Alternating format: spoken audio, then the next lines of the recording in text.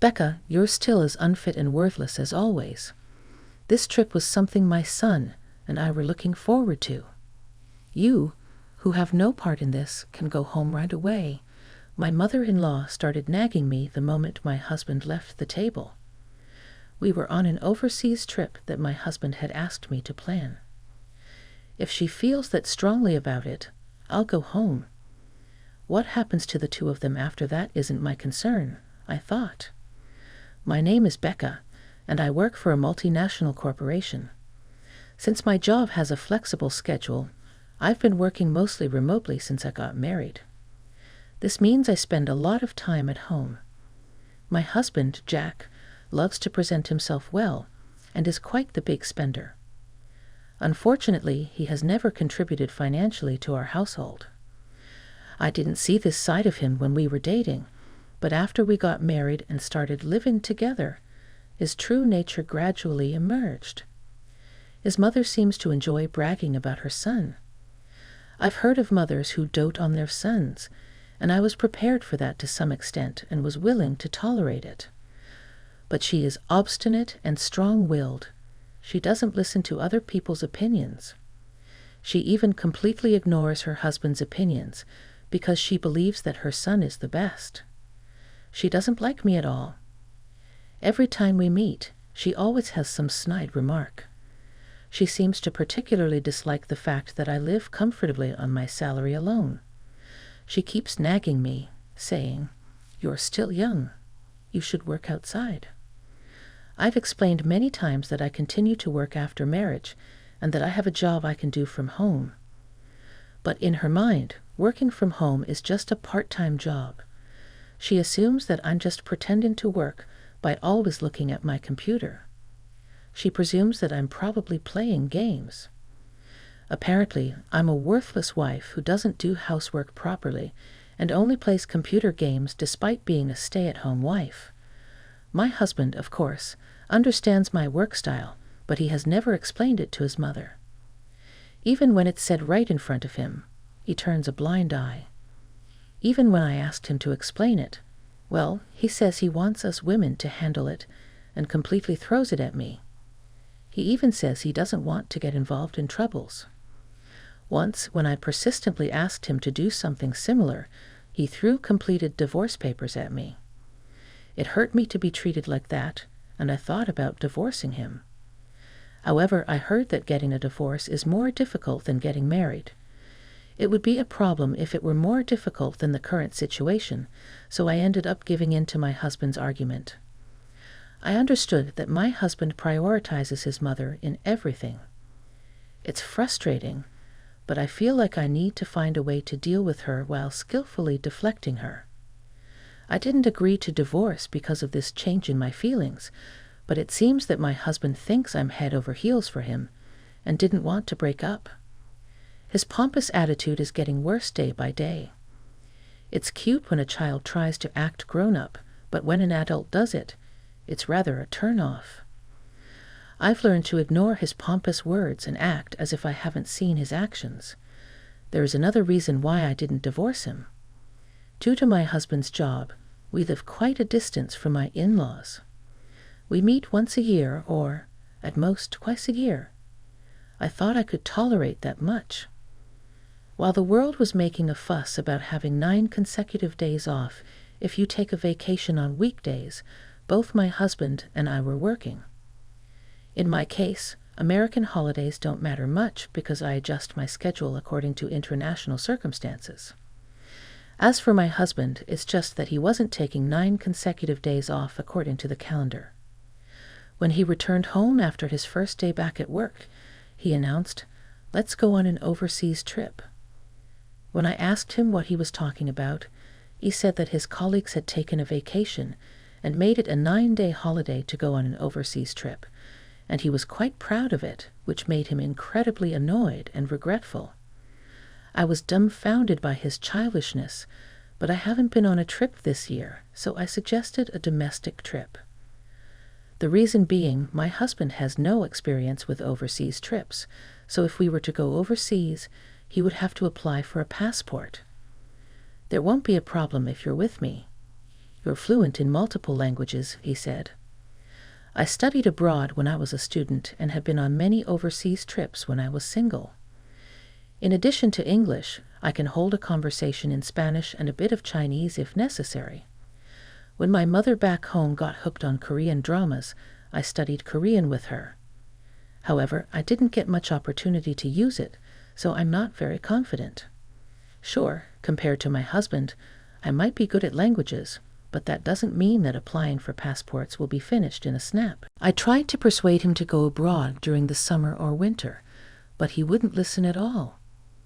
On the contrary, despite having no experience, he decided on the country to visit, took leave without permission, and told me to make it work on the schedule. It's not a tour. Why should I have to act with strangers? He declared.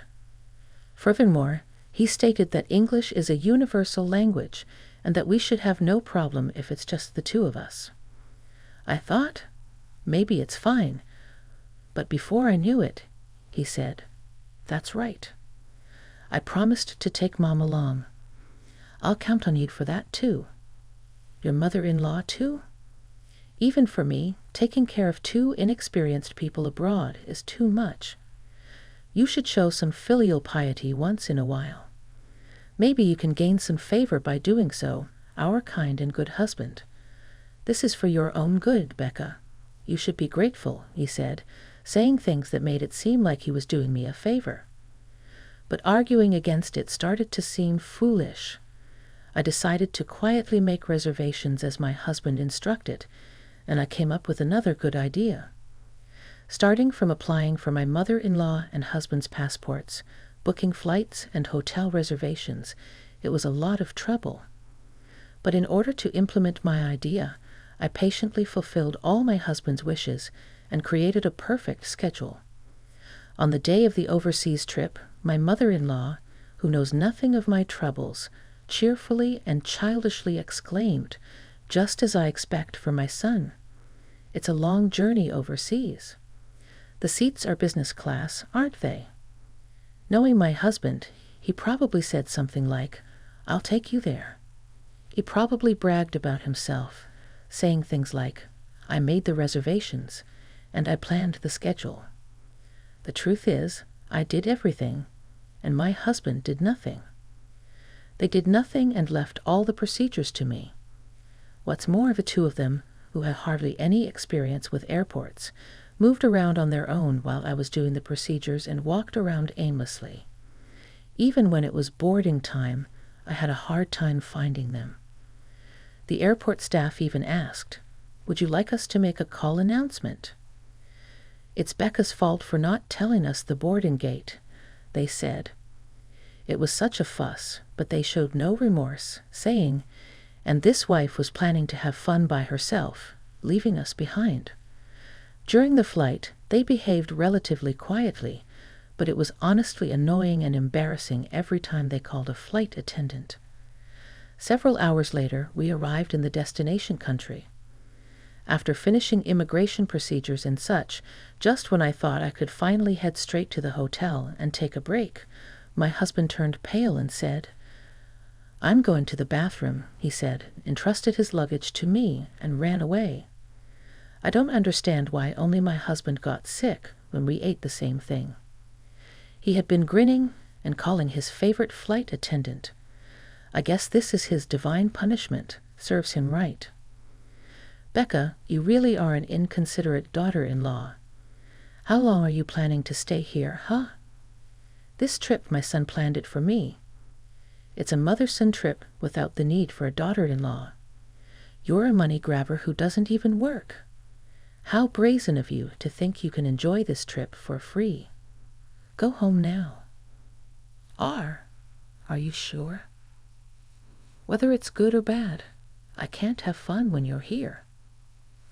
I see that's not good. All right then, I'll go home now. I handed my husband's luggage back to my mother-in-law, only taking my carry-on, and turned my back to her. My mother-in-law, who received my husband's luggage, was stunned and had a very vacant expression on her face. It's not possible for her to react like that when she told me to go home. I was doing my best to hold back my laughter. My husband seemed to have been going in and out of the bathroom several times, so we didn't cross paths. Luckily, I was able to get a ticket back to America, so I became a passenger on the plane headed there. Originally, I had planned to find a chance to return home alone. If we had a good relationship, I wouldn't mind being taken around as a tour guide, but not with that mother and son. It's only stressful for me, and I will gain nothing.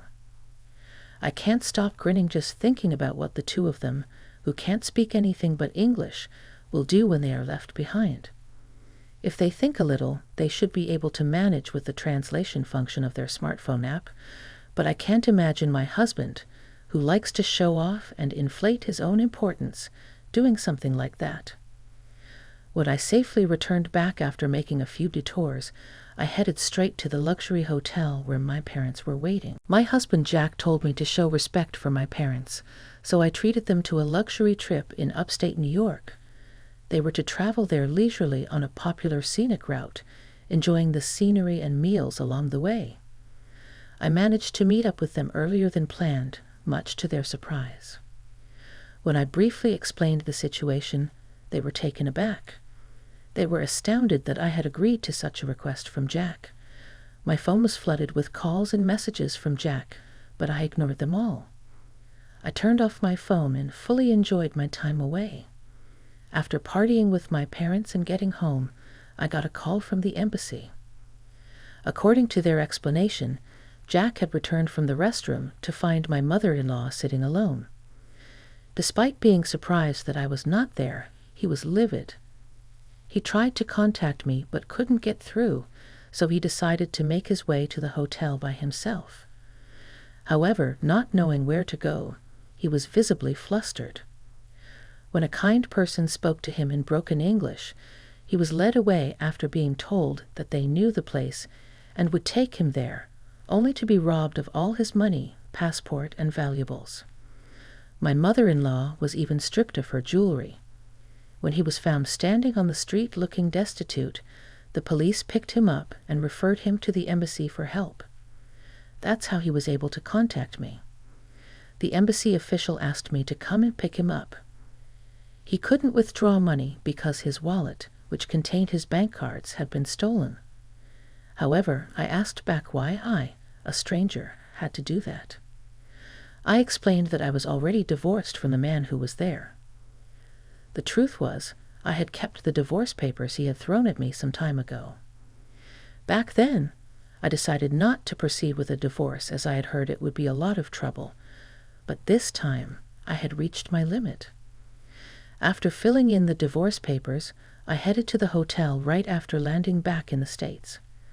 To my surprise, the divorce was accepted without any fuss. I already had a new place lined up, and the contract had been signed while making the travel arrangements. I didn't want to use the furniture I had shared with Jack.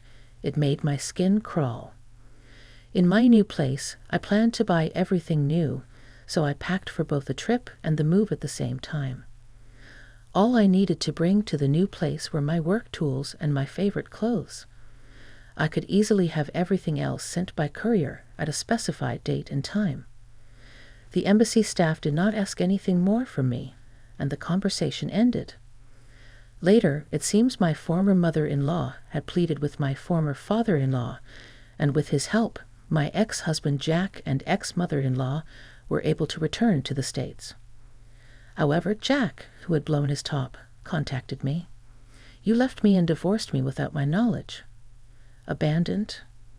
"No, I just obeyed your mother's instructions to leave. If you have any complaints, talk to your mom, and please consider the business class flight I arranged for you on your return as my farewell gift."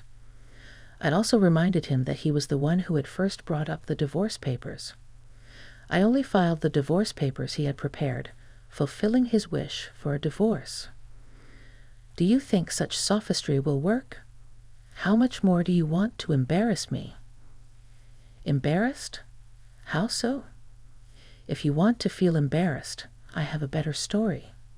Want to hear it? What is it? Well, did you know you're a regular at an adult entertainment club? You're pretty invested in a favorite girl there, aren't you? Rather than contributing money to the household, you are heavily splurging on her. But you ended up in debt when her demands escalated, right? I had an investigation agency look into a debt collection letter addressed to Jack that had been delivered to our house. Although Jack was a good spender, his obsessive behavior seemed to be a turnoff. His favorite girl's true feelings were that she thought he would eventually stop coming if she kept asking for more money and expensive gifts. I wonder what Jack felt when he heard that. That's quite an embarrassing story, isn't it? If you make any more fuss or contact me again, I'll spill the beans to your company. Got it. Being disliked by the girl he was infatuated with would be an unbearable humiliation for Jack, considering his personality. If this became known, it would be a great embarrassment. Jack, who until now had been aggressive, just said, "Got it," in a feeble voice and ended the call. A few days later, my ex-father-in-law contacted me. He told me he had also divorced his wife, my ex-mother-in-law. I thought it was unnecessary, as we were no longer related, but it seems he contacted me to expose my ex-mother-in-law's true nature, as we both had been treated poorly by her. My former father-in-law, suspicious of his wife's behavior, investigated while she was out and discovered that his retirement savings had been depleted. The money was apparently spent on beauty treatments and cosmetic procedures. As I'm not familiar with such things, I was totally unaware. When asked for a woman's perspective, I was stumped because I hadn't noticed it either. I guess seeing someone only once a year makes changes more noticeable, but I truly hadn't picked up on anything. I even asked my former father-in-law, "Are you sure it's for beauty treatments?" She seems to have sunk quite a bit into it, but there's no visible change. Perhaps there were slight changes that only my former mother-in-law could notice. It felt like throwing money down the drain. Naturally, my former mother-in-law, who was kicked out penniless, turned to her son Jack. However, Jack, the backbone of the family, is up to his eyeballs in debt after his divorce from me. He even lost his apartment for failing to pay the rent. Now he and his mother seem to be living in a drafty, run-down apartment, yet his mother has no intention of working and won't quit her beauty treatments. On top of repaying his debts, the burden of his mother's beauty expenses is weighing heavily on Jack, who I hear is working around the clock. It looks like the desire to appear larger than life doesn't fade, even when living standards drop. If they're happy with it, I'll keep quiet, but I've heard rumors that the beauty treatments aren't as good, and she's aged a lot. As for me, I cherish the present moment when I can relax and improve my work without anyone dictating to me. It made me think again about living within my means.